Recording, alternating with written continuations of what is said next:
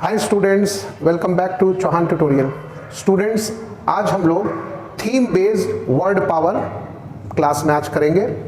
तो इस सेशन में हम लोग ongoing war between Russia and Ukraine, इस पर हम आज आपको वर्ड पावर पूरा बताएंगे। तो ये थीमेटिक वर्ड पावर है, थीम बेस्ड है, और थीम बेस्ड जैसा कि आपको पता है एग्जाम में बहुत काम आते हैं। तो theme based comprehension bank PO, SSC tier 2 CGL tier 2 में तो 6 से 7 कॉम्प्रीहेंशन होते हैं, तो उसमें काफ़ी थीम बेस्ड आते हैं किसी थीम पर। तो ये आज का वीडियो सभी प्रकार के कॉम्पिटिटिव जो आप एग्ज़ाम देते हैं तो उसके लिए this video is very useful. तो सबसे पहले आज उस वीडियो में थोड़ी देर के बाद आप वीडियो देखेंगे, उसमें मैं न्यूज़ रिपोर्टर बन करके तो लाइव कवरेज करूँगा। ऐसा टाइप का आज हम लोग वीडियो करेंगे कि जैसे कैसे लाइव कवरेज होता है कोई वॉर का। तो चूंकि वहाँ की इंग्लिश आपको एक एक समझ में आए, एक एक शब्द समझ में आए, तो पहले आपको बोर्ड पर कुछ वर्ड्स के मीनिंग पहले हम बता देते हैं। तो आइए शुरू करते हैं एड से। अगर कोई भी वर्ड ADE से अगर समाप्त कर रहा है तो वो मिलिट्री वर्ड्स की ओर इशारा करेगा। तो ये एक ट्रिक है, इसको ध्यान से सुनिए। जैसे ग्रेनेड हथगोला, क्रूसेड लड़ाई, मतलब क्रूसेडर, तो ये धर्म की लड़ाई होती है। तो क्रूसेडर व्यक्ति हो गया और वो क्रूसेड करता है, crusade fight for religious purpose. तो ये उन्मादी होता है, तो क्रूसेड। इन्वेड, इन्वेजन, जैसे अभी रशिया यूक्रेन में इन्वेड कर रहा है और उसका इन्वेजन जो है वो बहुत खतरनाक है, तो इन्वेड का नाउन इन्वेजन। फुसिलेड, गोलियों की बौछार। परेड आप जानते हैं, कैनन तोप, तो कैनोनेड भारी बमबारी, कैनन के द्वारा भारी बमबारी कैनोनेड। एम्बुशकेड, एम्बुश घात लगा करके हमला करना। तो आपने देखा ये सारे के सारे ADE वाले जो वर्ड्स हैं ये इनका संबंध मिलिट्री शब्दों से है। चलिए कुछ और वर्ड्स देखिए जो वहां पर आज बोलते समय, रिपोर्टिंग करते समय प्रयोग हुए हैं। तो वो वर्ड है रिलेंट। रिलेंट बराबर यील्ड बराबर झुकना। जैसे शी वॉज प्रेशराइज्ड, उस पर प्रेशर डाला गया लेकिन वह नहीं झुकी। इम्पोज बराबर लेवी बराबर थोप देना। तो new taxes were imposed on the people, तो नए टैक्सेस, नए करों को लोगों पर थोप दिया गया। सैंक्शन बराबर रेस्ट्रिक्शन बराबर प्रतिबंध। जैसे economic sanction were put on Russia so that they could leave the path of war।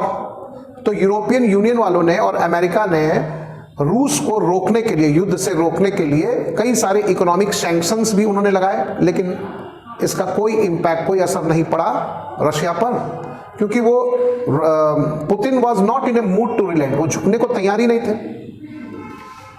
Decimate, मटियामेट, एनिहिलेट, डिस्ट्रॉय कंप्लीटली। जैसे अब उन्होंने कहा कि मैं This is what the statement of, yeah, this is what Mr. Putin has said, I will decimate Ukraine in this war। इस war में मैं नामो निशान मिटा दूंगा यूक्रेन का। ट्रिगर, बंदूक का ट्रिगर होता है, ट्रिगर बराबर give rise to, lead to, result into, परिणाम होना। अब देखिए सेंटेंस, कुछ स्टूडेंट्स होंगे उनको कॉलेज में प्रिंसिपल ने या टीचर ने उनको पीटा होगा, तो the beating of the students triggered protest in the college. तो आप स्टार्ट भी बोल सकते हो कि लड़कों की पिटाई ने जन्म दिया, शुरू कर दिया protest in the college. Whim सनक, विम सनक, विम्सिकल, इसेंट्रिक, सनकी। In peril, danger, in danger, in jeopardy. अब एक सेंटेंस देखिए, owing to the deforestation, owing to बराबर ड्यू टू, ओइंग टू बराबर ड्यू टू। तो डिफॉरेस्टेशन, पेड़ों की कटाई, तो डिफॉरेस्टेशन के कारण ह्यूमन बीइंग्स जो हैं, मनुष्य जो हैं, तो ह्यूमन बीइंग्स, तो ह्यूमन बीइंग्स का जो एग्जिस्टेंस है वो खतरे में है। क्यों? अंधाधुन पेड़ों की कटाई, indiscriminate cutting of trees will result into, किस चीज में रिजल्ट होगा? will result into the perish, the human beings will perish, खत्म हो जाएंगे, नामो निशान मिट जाएगा। तो owing to the deforestation the existence of human beings is in peril। तो अगर हम लोग समय रहते हुए अगर हमने इसको रोका नहीं डिफॉरेस्टेशन को, तो the whole existence of human beings will be in peril and we will get washed out।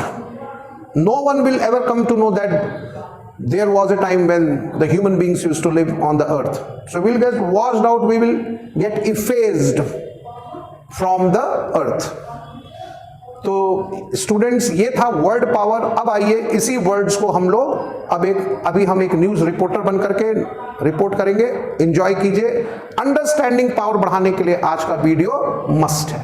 Russia has imposed a war on Ukraine.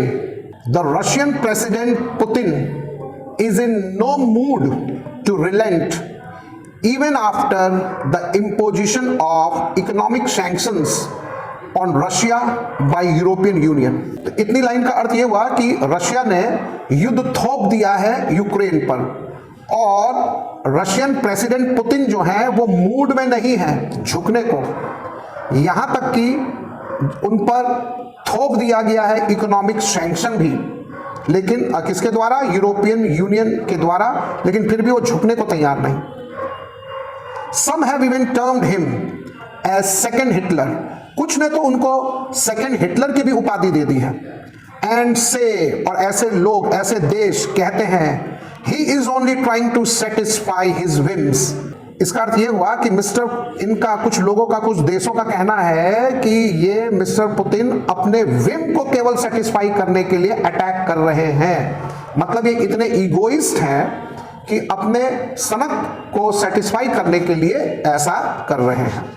ठीक, this is nothing but his hegemony. ये और कुछ नहीं है बल्कि उनकी दादागिरी है। तो हेजीमनी दादागिरी। The continuous invasion by Russian army and its heavy shelling and fusillade has put the existence of every Ukrainian in peril।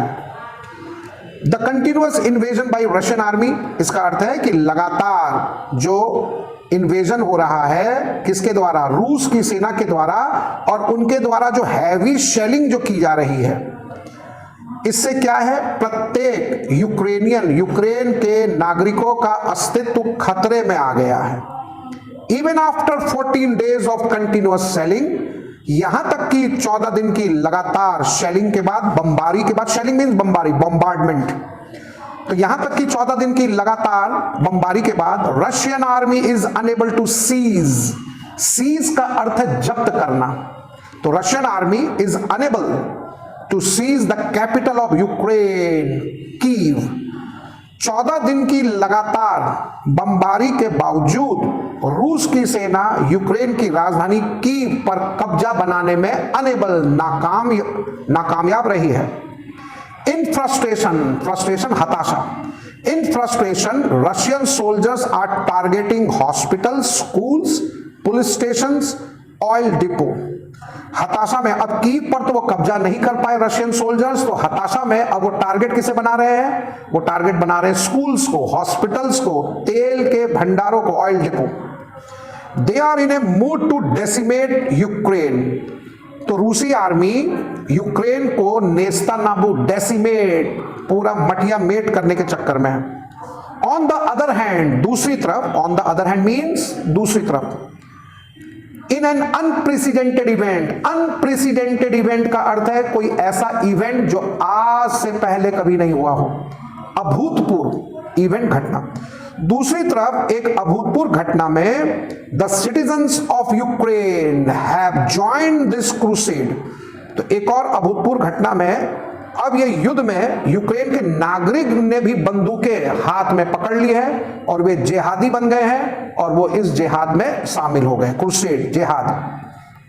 हालांकि क्रूसेड जो है वो टिंच लिए हुए होता है रिलीजन का ज्यादा, लेकिन ये कहने का एक तरीका है। This is the way of saying the citizens of Ukraine are joining in numbers. तो अब यूक्रेन के नागरिक कई सारी संख्याओं में जुड़ रहे हैं and are opposing Russian troops. अब वे विरोध कर रहे हैं रूसी सेनाओं का, forcing them to go back, और उन्हें बाध्य कर रहे हैं पीछे हटने के लिए।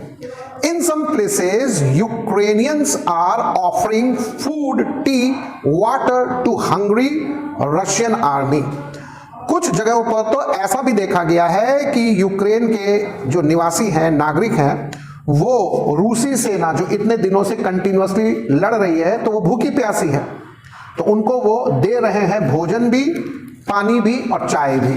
इन द लेटेस्ट डेवलपमेंट, तो अभी हाल में ही एक डेवलपमेंट, एक ऐसी घटना हुआ है, latest development, soldiers are in the latest development soldiers are setting a perfect example. मतलब यहां पर ये कहना ये चाह रहे हैं हम कि देखो कहना क्या चाह रहे हैं, the citizens of the Ukraine are setting up a perfect example of humanity. कैसे बताइए, कैसे वो ह्यूमैनिटी का एक आदर्श उदाहरण दे रहे हैं? By providing food, tea, water to Russian soldiers. देखिए, एक तरफ तो यूक्रेन की सेना बम बरसा रही है, they are in the act of fusillade, they are bombing on the citizens of Ukraine, but on the other hand the Ukrainians are providing them food, tea, water. So what does this reflect? This reflects that the people of Ukraine are very sensitive. So they are setting a perfect example of humanity. The declaration of military support by England to Ukraine could trigger Third World War. अब England ने ये declare किया है, घोषणा की है कि वो मिलिट्री, सैन्य रूप से मिलिट्री सपोर्ट करेगा यूक्रेन को। तो भाई ये जो खबर जो आई है कि इंग्लैंड के द्वारा कि वो सपोर्ट करेंगी, किसको सपोर्ट करेगा? यूक्रेन को military wise. This could trigger third world war, और ऐसा अगर होता है तो ये तीसरे विश्व युद्ध को जन्म देगा। Okay student, this was all for today. लेकिन आज इस पूरे रिपोर्टिंग में मैंने एक चीज का ध्यान रखा कि इंग्लिश और उसी का ट्रांसलेशन हिंदी मैं दोनों कर सकूं, ताकि आप बेहतरीन ढंग से चीजों को समझ सकें।